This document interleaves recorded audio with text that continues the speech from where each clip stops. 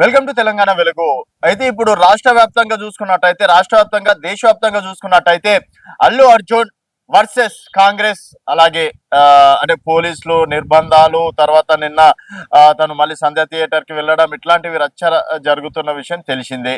ఇలాంటి సమయంలో నిన్న మైత్రి మేకర్స్ వాళ్ళు ఒక సాంగ్ రిలీజ్ చేశారు. దమ్ముంటే పట్టుకోరా షికావత్ అని మన పుష్ప 2 సినిమాలో సన్నివేశం అనేది ఉంటుంది. అంటే ఒక హీరోకి తర్వాత అసలు యాక్చువల్ గా నిజ పాత్రలో అది విలన్ కావాలి, కాకపోతే సినిమా వారికి చూసుకున్నట్టయితే అది హీరోకి, తర్వాత ఒక పోలీస్ అధికారికి మధ్యలో ఉంటుంది.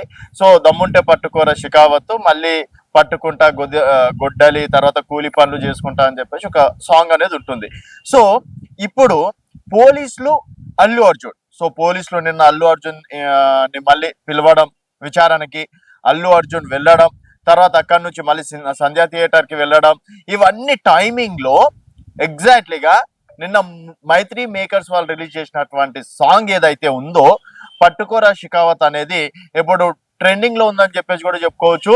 సో అల్లు అర్జున్ కి సపోర్ట్ చేస్తున్న అభిమానులు కూడా ట్రెండింగ్ నెంబర్ 1 యూట్యూబ్లలో కావచ్చు, తర్వాత ట్విట్టర్ లో కూడా వి సపోర్ట్ అల్లు అర్జున్ అన్నట్టుగా కూడా సపోర్ట్ చేయడం అనేది జరుగుతుంది.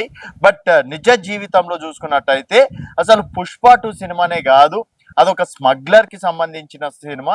అలాంటి స్మగ్లర్ ని ఏ విధంగా ఎంకరేజ్ చేశారంటూ ఇటు కాంగ్రెస్ లో ఉన్నటువంటి మంత్రులు సీతక్క కావచ్చు, మల్లన్న కావచ్చు, తర్వాత చాలా మంది రకరకాలుగా కూడా మాట్లాడడం అనేది జరుగుతుంది.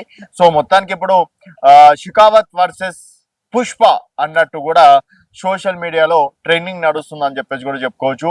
మరి అంటే ఫ్యాన్స్ వర్సెస్ పోలీసుల మధ్యలో కూడా ఇష్యూ అనేది అక్కడి వరకు వెళ్ళలేదు, కాకపోతే యూట్యూబ్లలో మాత్రం పట్టుకోర షికావత్ అనేది ట్రెండింగ్ లో నడుస్తుందని చెప్పేసి కూడా చెప్పుకోవచ్చు. మరి ఇది ఎవరిని ఉద్దేశించింది అనేది మీ అభిప్రాయాల కింద కామెంట్ రూపంలో తెలియజేయండి. చూస్తూనే ఉండండి తెలంగాణ వెలుగు.